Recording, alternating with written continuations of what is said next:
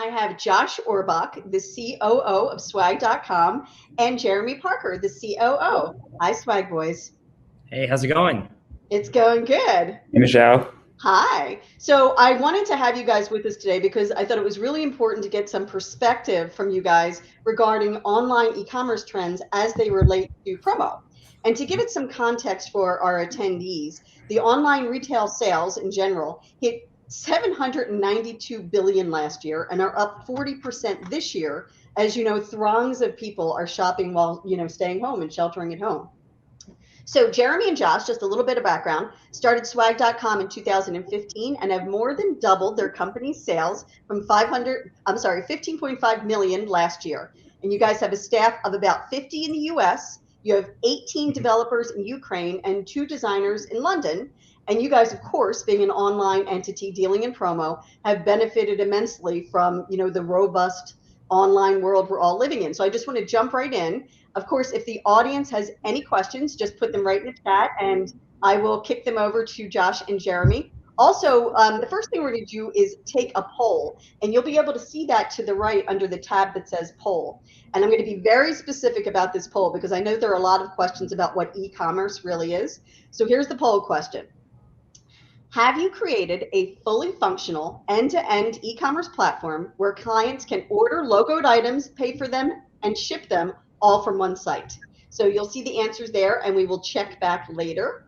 So let's get started. And Jeremy, I'm going to start with you. Just to give everybody a little bit of background on swag.com, can you give us like a 30 to 45 second kind of overview on what your platform is? Sure thing. So swag.com is the best place for companies to buy and distribute quality promotional products they actually want to keep. So we've streamlined the entire experience, made it really easy for customers to find what they're looking for, design it, and buy it in a matter of seconds. We've been growing over 100% year over year. Last year, we did about 15 million. This year, we're on track to break 30 million in sales. We have, about 7,000 customers ranging from Facebook and Google and Amazon and TikTok to much smaller companies. But really, our focus is quality, making sure that everything on our site, people actually want to keep. And that's really what we're pushing towards. Gotcha. And because you guys are an online entity, I know, Matthew Cohen talked about in his session first thing this morning about, the advantage of using metrics and data. So because you're online, you're seeing things in real time. What kind of buying trends are you seeing right now? Yeah, I can take that one. First of all, thanks so much for having us. This is very exciting, and it's an honor to be here. And it's a very tough act to follow, those cute pets, but we'll give it a shot.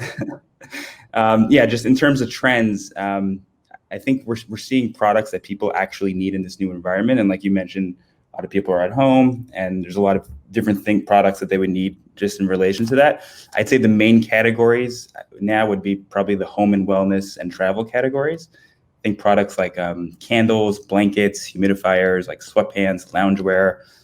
Let's say for travel, things like backpacks, power banks, audio products.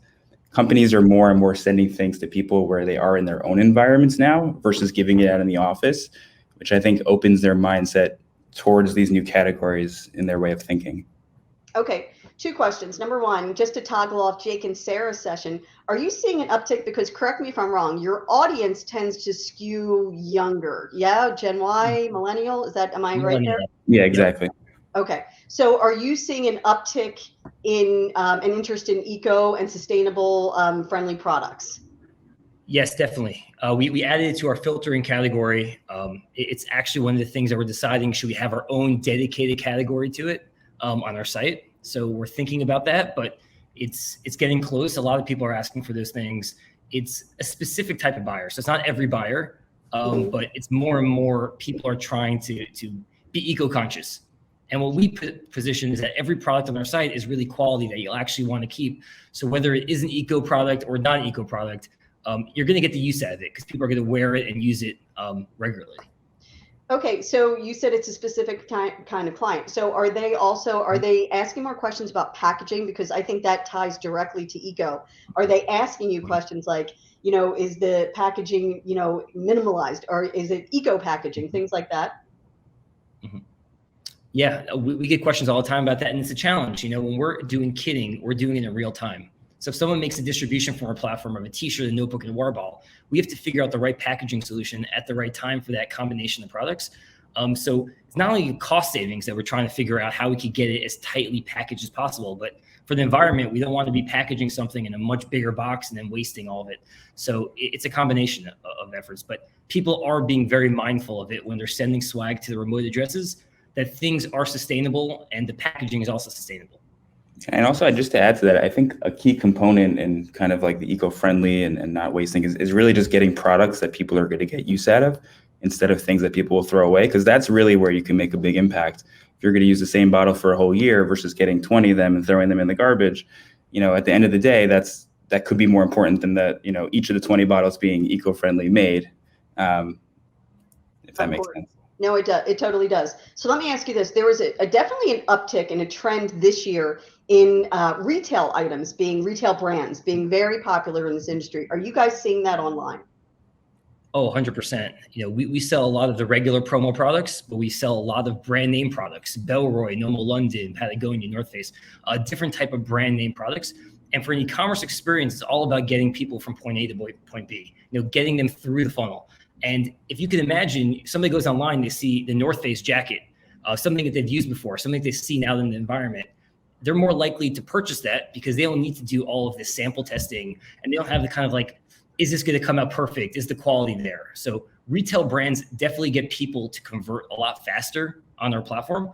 And it's our job of selling all the other products that we have in promo and showcasing that they're really high quality, that you'll love them when you get them. And once they do place their first order, they feel a lot more confident with all the other products. So we're seeing an uptick in both, but retail is a lot quicker to convert. Gotcha. So let me ask you guys this. One of the big, not a criticism, but a comment about e-commerce platforms, especially as it relates to this industry, because this industry is very laborious with its different touch points. Yeah, there's invoicing and there's art transfer and all that good stuff. So, with supply chain issues, how has that affected the touch points for you guys being in e-commerce? Because you do have, if I have a problem and I'm trying to order, I can talk to people. It's not completely all touchless, right? I mean, if I want to chat with somebody, I can. But how has there been an uptick because of the supply chain issues?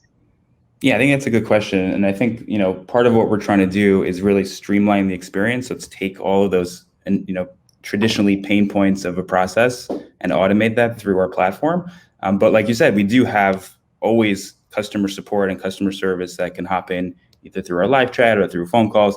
So while, we built the tools to automate certain processes, there's always the ability to go back to kind of have that handheld experience if needed. But there's still some function that you'll probably never have to, like the ordering process, that will still change or still remain the same of how we do it, regardless of whether there's a supply chain issue. We'll still place our orders efficiently and get things automated through the system.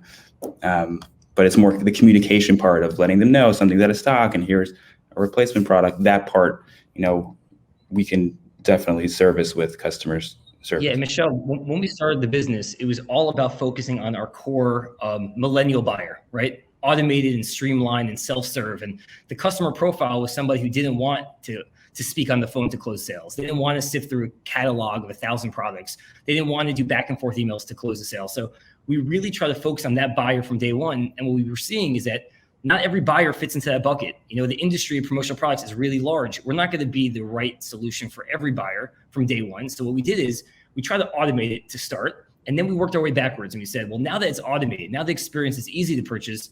If someone does need that white glove service and they want it to be, hey, can you guys source something for me? Or hey, can you help me with the presentation deck? We also now have the team that can handle that as well. And in terms of the supply side, we were predicting this for a while, and we were seeing trends of there being a supply side issue that we're all facing for even a year ago. So we spent the last year really integrating directly into our suppliers so that people don't buy something and then realize it's out of stock, or staffing up on our kitting facility so that we can really handle the kitting of boxes. There's a lot of issues coming from different sources, and we just want to be as prepared as possible for it. So let me ask you this. There are a lot of suppliers in this chat I've seen. What kind of suppliers do you guys love to work with? What do you look for? That's a good question. We work with PCNA, ETS, a lot of the big ones. There's too many I can name. Really great suppliers, but our goal is to work with suppliers that are willing to work with us. We want to make things as frictionless as possible. So if they can make it very easy for us to offer their products, to get us really high quality images so that we could sell it easier. We're trying to make a sale through an online platform. There's no us showing up at the door and showing off the products. It has to be telling a story through a nice experience. So we want to get people who can see what the products are, upload a design, mock it up, check out, and then we want a really easy process of integrating directly into the supplier to handle the production and distribution. And we want quality control. We're very obsessed with the details and the quality. And in the beginning of the business, Josh and I were spending the first 3 years, and we're constantly doing this, testing out products, and over 95% of products we tested just didn't make the cut. It has to be quality because that's the only way you're going to keep customers happy and coming back to us. Great. I want to take a question from the audience. We have a question from Jeremy Picker. Hi, Jeremy. Do you focus on customer submitted artwork mainly because of the automation, or do you try to focus on creative design and development? It's all customer submitted artwork. So our customer is very much B2B, really B2B. So usually they have their own designs available. They have it in an AI or EPS file. They upload on our site. Our system detects how many colors are in the logo in the nearest Pantone match. So we're printing Coca-Cola red and not Staples red, for example. And they're just mocking it up. It's a really easy way for them to kind of visualize what the product will look like. The whole point with e-commerce is just to make it very easy for people to envision what the product will ultimately turn out to be without having to talk to anybody, without any friction. So we needed those tools to really give customers confidence. And at the end of the day, e-commerce is all about building that confidence with customers. Gotcha. Hey, Josh, we have another question from Melinda Marr. Hi, Melinda. Is print on demand part of your business? Currently it's not, and it's something that we have our eye closely on, but as of this moment, we've noticed that quality is still our number one focus. So because of that, we want to make sure that we always provide the highest quality possible, and we don't think that the on-demand printing has the capabilities that we're kind of looking for when we look for that, but it's something that it seems like it's getting on the cusp of potentially changing.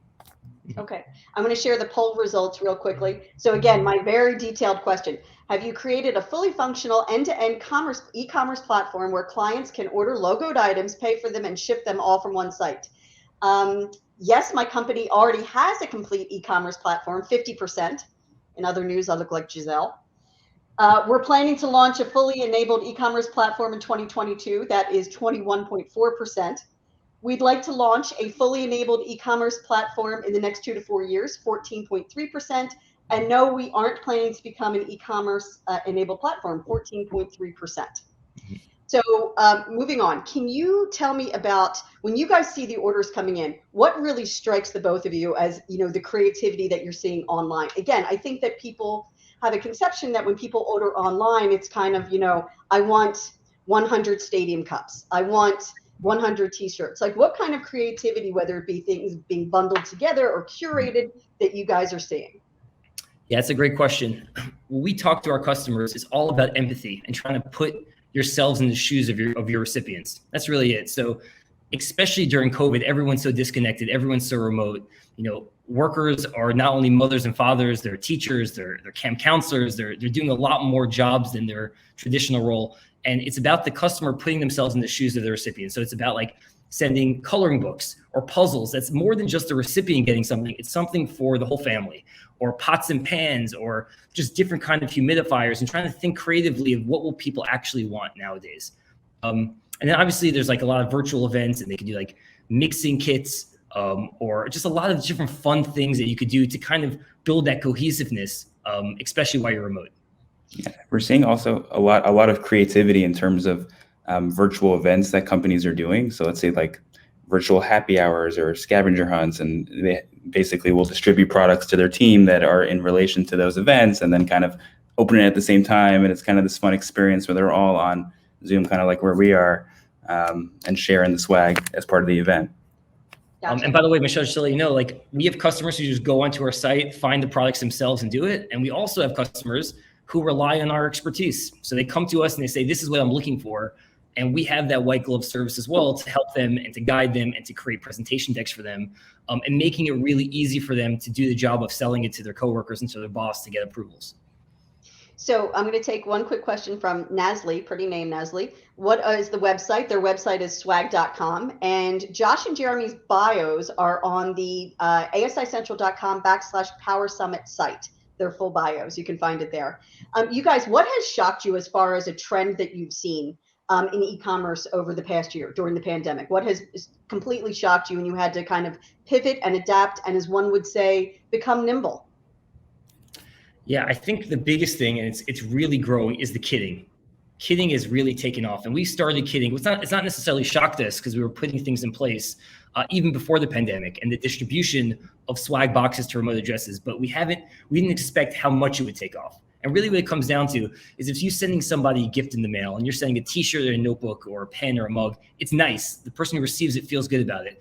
But if they now get a fully custom branded boxes with a custom note card, with crinkle paper, with all these different products and the bundling of products, it makes a much bigger impact. And we're seeing a lot of customers really trying to make the biggest impact possible because everyone is so disconnected. How can you make it that wow factor, really? You're not seeing them face to face. You're not going across the country to that business meeting. You're not seeing them at the trade show. How do you form those relationships with people if you're not near them? So trying to figure different unique ways to make that impact. So kitting is really becoming insanely popular on our site. That's great. And by the way, you guys, I will post a link to, I did a podcast with Josh and Jeremy a few months ago where they told this great story that, Jeremy, correct me if I'm wrong, you were in college and you were starting your t-shirt business and you reached out to Mark Cuban of the Mavericks and he posted a blog about you, which is really kind of what propelled you to kind of get some momentum. Yeah. Yep. 100%. Yeah. It was a long journey to get here. Everyone always says with startups, it's like overnight success, but really entrepreneurs, it could take 12, 15, 20 years, even before previous business to get us where we are today. So it's all a learning experience for sure. Gotcha. I have two questions from the audience. Number one, from Alex. When you said the white glove service, so does that, if somebody needs your help and they need to be on the phone with you and they need you to walk, is there an upcharge for that? No, not at all. They could just chat right in and we have people who can respond in real time, not a bot, like really people who can handle. We have forms that you could fill out, asking specific questions, and we have a team that is going to get on a call with you within 5 minutes, walk you through the demo, walk you through the platform, and then guide you through what kind of sourcing products and building catalogs for you and doing all these different things. We actually also launched something last week, which is going to save people a lot of time. So we found is a lot of people go to our site, find products that they're looking for, and then don't feel like they want to ask for help because they don't need help. They found the products on our site, but they need some buy-in from their coworkers and from their boss. So they go out and they start screenshotting the different products and building out their own catalog to show people, right? Their own presentation deck. So we built an automated presentation deck. So now once you're going through the flow, you build stuff in your cart, you press a button, it creates a beautiful presentation deck. So it's saving so much time for our customers. And frankly, it helps us convert sales. So people don't need to wait the 3 days to build a deck or ask us for help to build a deck. We've automated the whole process. And no charge for any of that. No charge for any of it. Hi, Jody. Are your suppliers doing the kitting for you, or are you guys doing the kitting in-house? So Josh? Yeah, so it's a good question. So, I mean, we do it in-house. So we'll basically have our own fulfillment center that we consolidate the products in, do our own magic at the fulfillment center and make sure that it gets out in coordination with our platform. So we have our own distribution platform that customers can access. So once they order products, it'll go into their distribution platform. So let's say you order 100 bottles, it'll now show up in inventory of yours that you own, and you can distribute it however you want. And then we'll basically take care of it at the fulfillment center accordingly. Gotcha. I'm going to ask you guys one more question, but it's a little bit of a meaty question. So I want you to really give it some thought. So the future of e-commerce and promo, you had a magic wand. What does that look like in the next 1 to 3 years? Jeremy. Sure. Yeah. So when we started the business in 2015, late 2015, 2016, it was all about the buying experience. So it was all about giving customers a really easy experience to find what they're looking for, design it, and buy it in a matter of seconds. We saw a shift in 2017, so well before the pandemic, that people were working from home. So how do you engage with all of these remote employees? How do you send swag to your best customers, onboard new hires, et cetera? So we built out this seamless experience for distribution. The next phase, in our opinion, is going to be how do you automate the distribution of swag? So think of all the different reasons why somebody would want to send somebody a gift, right? Somebody goes on your Shopify site and buys $1,000 worth of stuff. You want to say thank you. You want to send them something. So wouldn't it be amazing if you could automatically set it and forget it, right? Like somebody spends $1,000, it pings our system, and you distribute the swag. It's somebody's 5-year anniversary, their 1-year anniversary, it automatically sends them something in the mail. Somebody just had a baby, it automatically sends them something in the mail. So think of every single reason why somebody would want to send somebody something, to whether it's converting a sale, you're a sales team, or a marketing team who wants to engage with your remote best customers, or an HR manager who wants to onboard a new hire. right? You just sign somebody up into your JustWorks or your, one of your platforms. It automatically knows, let's send them something in the mail without having to go to the service. So I that's think connected to you directly, obviously. Yeah. So how we see it, what we're building is really a simple process where you could buy 1,000 t-shirts, add those 1,000 t-shirts to our distribution platform, either distribute it by uploading a CSV file and shipping it to 1,000 different addresses, or plugging in our API to any of your third-party platforms and you kind of building kind of reasons for why swag would be sent. So if you integrate directly into like an HR solution and somebody's birthday, it automatically knows their birthday, so it pings our system and we could send swag to them. So our belief is, how do you automate connectivity? And especially as everyone is so disconnected, we feel that swag is the great unifier. So if you could automate the unification, that's what we want to go for. I love that. Swag is the great unifier. That is for sure. Josh, do you want to add anything?